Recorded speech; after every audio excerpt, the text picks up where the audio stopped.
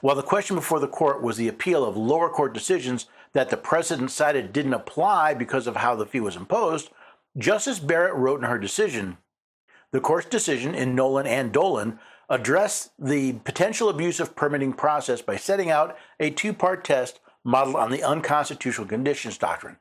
First, permit conditions must have an essential nexus to the government's land use interest, ensuring that the government is acting to further its stated purpose, not leveraging its permitting and monopoly to exact private property without paying for it.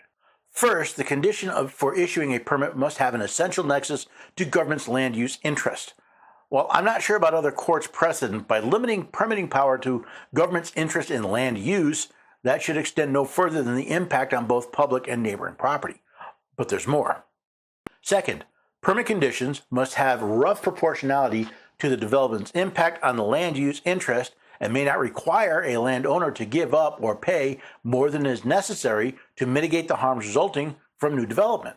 Second, these permit conditions include the fees they charge, and that they must be roughly proportional to the impact on the land use, meaning in this case the actual traffic impact of Mr. Sheets' building project. While the court pointed out these limitations on permitting process, the justices had to deal with the actual question presented to them.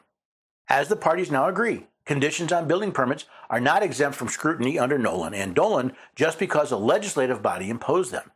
Whether a permit condition imposed on a class of property must be tailored with the same degree of specificity as permit conditions that targets a particular development is an issue for the state courts to consider in the first instance, as are issues concerning whether the parties' other arguments are preserved and how those arguments bear on Sheets' legal challenge.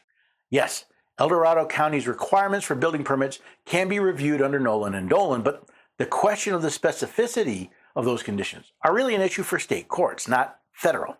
For this reason, the court vacated and remanded the decision back to the California Court of Appeals for further consideration.